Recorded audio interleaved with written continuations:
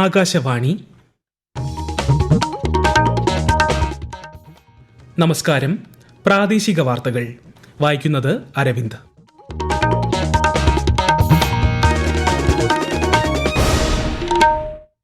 പ്രധാന വാർത്തകൾ. ക്വാഡ് ഉച്ചകോടിയിൽ പങ്കെടുക്കുന്നതിനായി പ്രധാനമന്ത്രി നരേന്ദ്രമോദി ഇന്ന് അമേരിക്കയിൽ. US പ്രസിഡന്റുമായി പ്രധാനമന്ത്രി കൂടിക്കാഴ്ച നടത്തും. സംസ്ഥാനത്ത് പോലീസിന് നിർഭയമായും നീതിപൂർവമായും പ്രവർത്തിക്കാനുള്ള സാഹചര്യം ഉറപ്പാക്കുമെന്ന് മുഖ്യമന്ത്രി പിണറായി വിജയൻ. സുപ്രധാന ചോദ്യങ്ങൾക്കൊന്നും മുഖ്യമന്ത്രി മറുപടി പറഞ്ഞില്ലെന്ന് പ്രതിപക്ഷ നേതാവ് VD സതീശൻ. ശ്രീനാരായണ ഗുരുവിന്റെ 97ാമത് മഹാസമാധി ദിനം നാടെങ്ങും വിപുലമായി ആചരിച്ചു. കവിയൂർ പൊന്നമ്മയ്ക്ക് വിട ചൊല്ലി നാട്. സംസ്കാരം ഔദ്യോഗിക ബഹുമതികളോടെ ആലുവയിൽ നടന്നു. കർണാടകയിലെ ഷിരൂരിൽ കാണാതായ അർജുനായുള്ള തിരച്ചിൽ ഇന്നും തുടർന്നു. ചെന്നൈ ക്രിക്കറ്റ് ടെസ്റ്റിൽ ഇന്ത്യക്കെതിരെ ബംഗ്ലാദേശിന് 515 റൺ വിജയലക്ഷ്യം. വാർത്തകൾ വിശദമായി. 3 ദിവസത്തെ സന്ദർശനത്തിനായി പ്രധാനമന്ത്രി നരേന്ദ്രമോദി അമേരിക്കയിലേക്ക് തിരിച്ചു. ക്വാഡ് ഉച്ചകോടി, സമ്മിറ്റ് ഓഫ് ദി ഫ്യൂച്ചർ ഉച്ചകോടി തുടങ്ങിയവയിൽ അദ്ദേഹം പങ്കെടുക്കും. US പ്രസിഡന്റ് ജോ ബൈഡൻ ഉൾപ്പെടെ വിവിധ ലോക നേതാക്കളുമായി സന്ദർശനത്തിനിടെ പ്രധാനമന്ത്രി കൂടിക്കാഴ്ച നടത്തും. ന്യൂയോർക്കിലെ ഇന്ത്യൻ സമൂഹവുമായും അദ്ദേഹം സംവദിക്കും. വയനാട് ദുരിതാശ്വാസ ചിലവുമായി ബന്ധപ്പെട്ട് പ്രചരിക്കുന്ന വാർത്തകൾ വ്യാജമെന്ന് മുഖ്യമന്ത്രി പിണറായി വിജയൻ. തിരുവനന്തപുരത്ത് വാർത്താ സമ്മേളനത്തിൽ സംസാരിക്കുകയായിരുന്നു അദ്ദേഹം. വിദഗ്ധർ തയ്യാറാക്കിയ മെമ്മോറാണ്ടം മാധ്യമങ്ങൾ തെറ്റായി അവതരിപ്പിച്ചുവെന്നും മുഖ്യമന്ത്രി കുറ്റപ്പെടുത്തി. മെമ്മോറാണ്ടത്തിലുള്ളത് മാനദണ്ഡങ്ങൾ അനുസരിച്ചുള്ള പ്രതീക്ഷിത ചിലവാണെന്നും വ്യാജ പ്രചാരണത്തിനെതിരെ നിയമ നടപടി സ്വീകരിക്കുന്ന സാഹചര്യമാണുള്ളതെന്നും ശ്രീ പിണറായി വിജയൻ വ്യക്തമാക്കി. സംസ്ഥാനത്ത് പോലീസിന് നിർഭയമായും നീതിപൂർവമായും പ്രവർത്തിക്കാനും നിയമവിരുദ്ധ പ്രവൃത്തികൾ തടയാനുമുള്ള സാഹചര്യം ഉറപ്പാക്കുമെന്ന് മുഖ്യമന്ത്രി പിണറായി വിജയൻ. പോലീസിന്റെ ഭാഗത്തുനിന്ന് തെറ്റായ കാര്യങ്ങൾ ഉണ്ടാകില്ല എന്നുറപ്പാക്കാനും തെറ്റ് ചെയ്യുന്നവരെ ശിക്ഷിക്കാനും കർശന നടപടികൾ സ്വീകരിക്കുകയും ചെയ്യുമെന്നും അദ്ദേഹം പറഞ്ഞു. ഉന്നത പോലീസ് ഉദ്യോഗസ്ഥർക്കെതിരെ ലഭിച്ച പരാതിയിൽ അന്വേഷണം നടക്കുകയാണെന്നും അദ്ദേഹം വ്യക്തമാക്കി.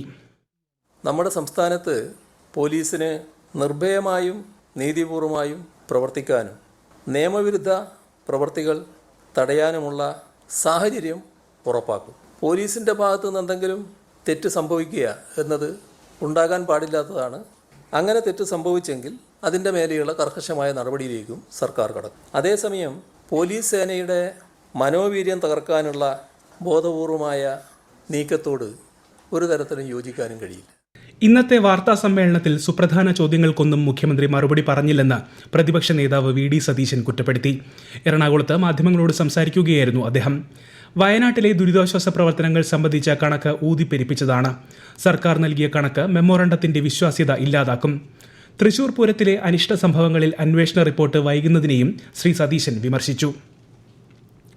മുഖ്യമന്ത്രിയെ പൂർണ്ണമായി വിശ്വസിക്കുന്നുവെന്ന് CPI നേതാവ് VS Sunilkumar.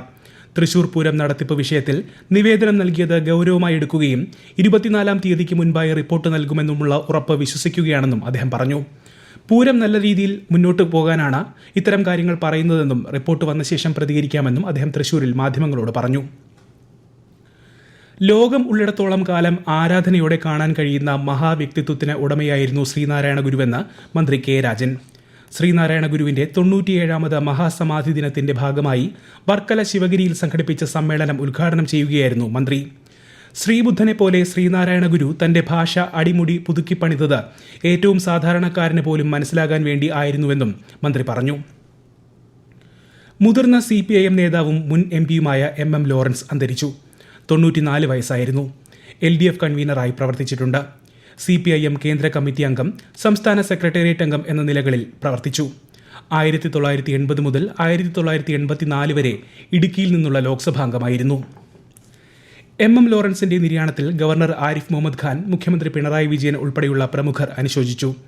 പൊതുരംഗത്തിനും trade union മുന്നേറ്റത്തിനും Lawrence നൽകിയ സംഭാവനകൾ ഓർമ്മിക്കപ്പെടുമെന്ന് അനുശോചന സന്ദേശത്തിൽ ഗവർണർ പറഞ്ഞു.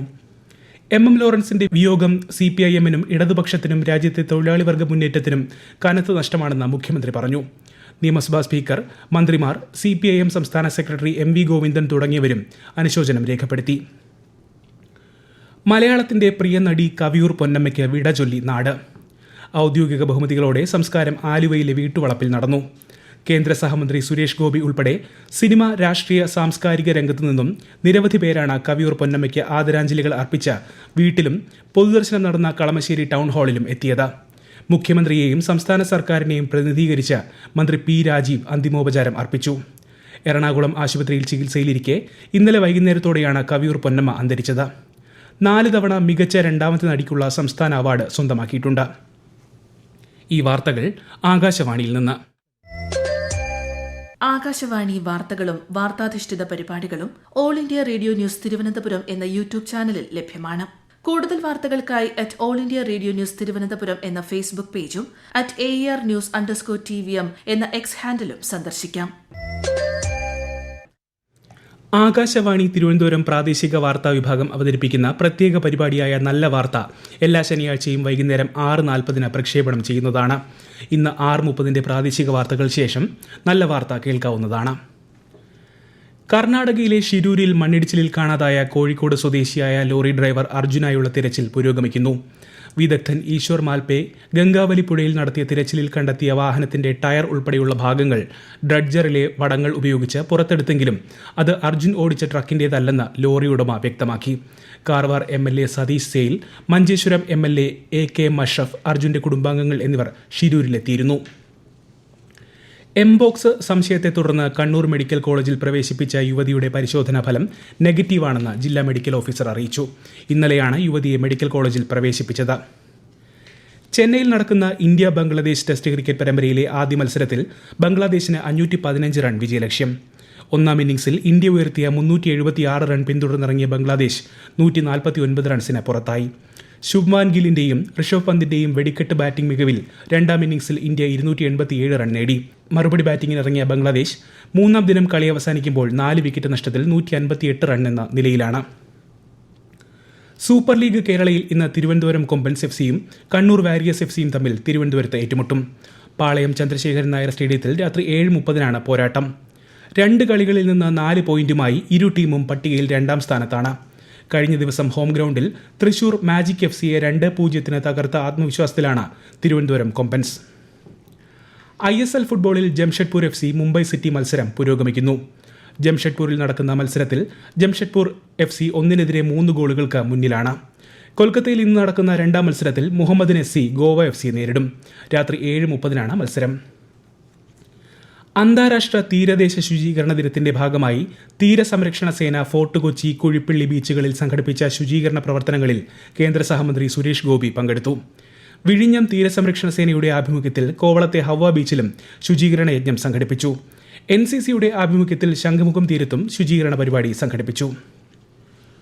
മലപ്പുറം ജില്ലയിലെ വെങ്ങാലൂരിൽ KSEB സ്ഥാപിക്കുന്ന 220 kV, 110 kV സബ്സ്റ്റേഷനുകളുടെ നിർമ്മാണോദ്ഘാടനം മറ്റന്നാൾ നടക്കും. പുല്ലൂരിൽ നടക്കുന്ന ചടങ്ങിൽ മന്ത്രിമാരായ K കൃഷ്ണൻകുട്ടി, V അബ്ദുറഹ്മാൻ എന്നിവർ ഉദ്ഘാടനം നിർവഹിക്കും. ഡൽഹി മുഖ്യമന്ത്രിയായി ആം ആദ്മി പാർട്ടി നേതാവ് അതിഷി സത്യപ്രതിജ്ഞ ചെയ്തു. ഡൽഹിയിലെ രാജ്നിവാസിൽ നടന്ന ചടങ്ങിൽ ലഫ്റ്റനന്റ് ഗവർണർ VK സക്സേന സത്യവാചകം ചൊല്ലിക്കൊടുത്തു. മുഖ്യമന്ത്രിയെ കൂടാതെ 5 മന്ത്രിമാരും സത്യപ്രതിജ്ഞ ചെയ്തു.